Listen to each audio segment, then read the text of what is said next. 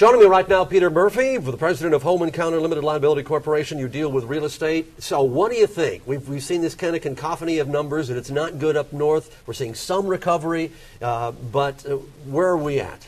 Florida is not as good as the rest of the nation right now, unfortunately, and not surprisingly. We had so much foreclosure activity and so much investor activity. We're seeing a slight increase in prices nationally, but our prices here are down another 4% this month. Foreclosures have now become, or short sales and foreclosures have now become the majority of sales here locally in Tampa Bay. That's the first time in history it's been that way. So things are not looking good right now. Prices continue to fall, foreclosures continue to rise. With Bernanke saying that the feds are going to get involved and starting to look to see if there was any hanky-panky or anything going on, do you think that's going to scare the banks where they're going to say, you know, we need to get more money out of the market or not? I think it's going to definitely scare the banks. I mean, they took a couple of weeks off there and decided to look at it themselves, and in 2 weeks decided that all the literally millions of foreclosures they'd done, none of them were flawed enough to warrant further concern. So I think that's a questionable conclusion that they drew there themselves. I'm glad the government's getting involved to review this closer, but I do think it's going to slow down the flow of funds, unfortunately, and certainly it will slow down recovery. What about in neighborhoods where homes have literally been sitting vacant, and some have for a couple of years, or people have been living in them not paying any money for them for a couple of years? Because those have to be cleared out of the market before the rest of the market can recover. They do, and it's doing a ton of damage to the market. Short sales alone right now, we've got 19 months of inventory of short sales on the market right now. Oof. And so you've got people who are living in those homes without paying taxes, without paying their mortgages, without paying their homeowners association fees. They're getting off scot-free and living there. And so yes, there's a huge impact that takes on the local market, and it's going to be a long time before that cleans up. Now, asking a real estate person to make a prediction about when sales are going to go up is like asking a car salesman if you want to buy a car. Of course you want to buy a car. Now is the time as always to buy. Right. But what has to happen with the technicals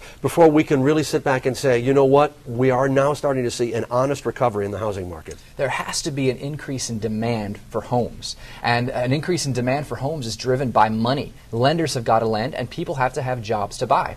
At the same time, there also has to be an increase in confidence. People actually have to think the market has bottomed out. And as long as we have more than half of all sales as foreclosures or short sales, as long as we have prices still falling, we're going to have a lot of work cut out for us to convince the market that it's a good time to buy. Prices are falling. That's not a good time to buy. Now, so are banks still holding on to these homes? They don't want too many of them to get out on the market. Or, I mean, you wouldn't think they would. And do they have the power to hold large blocks of homes that would affect the way that all the other homes are sold as far as price is concerned? Yes, they do, and yes, they are. You drive down streets and you see little pieces of paper stuck to the windows of these homes and not one for sale sign in the yard. That is a home being held up by a bank in some stage of foreclosure.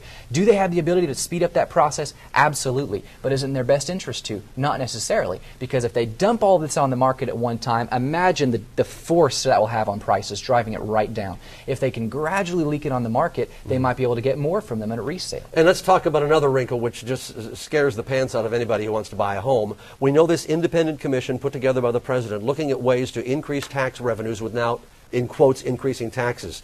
They have suggested, or at least it was leaked, that they suggested maybe we need to get rid of the primary home mortgage deduction. Yeah, that's breaking news out yesterday. That would be awful for the market. You talk about putting a nail in the coffin. What would be the incentive for anyone to buy a home?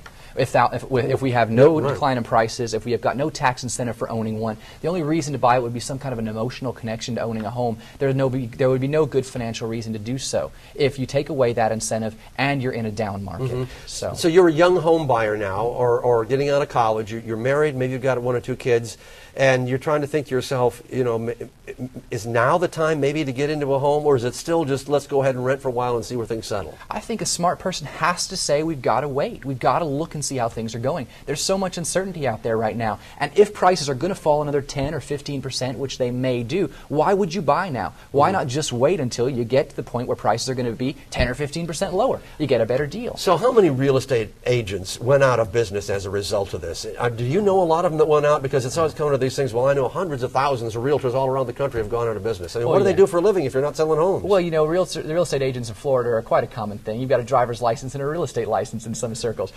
So you can be a licensee and only sell 1 or 2 houses a year. Okay. So there's a huge drop in the number of people who are using that as their full-time profession and making a living wage out of it. Yeah. Don't have firm numbers on it, but you've got to imagine it's huge, given that sales are down as drastically as they are this Peter, year. we appreciate you coming. You offer a unique perspective of what's going on with the real estate market, and when it turns around, hopefully you'll be the one that's ringing the bell that says it's turned. Proudly, I will. But not yet. Peter, thank you so much. Thank you.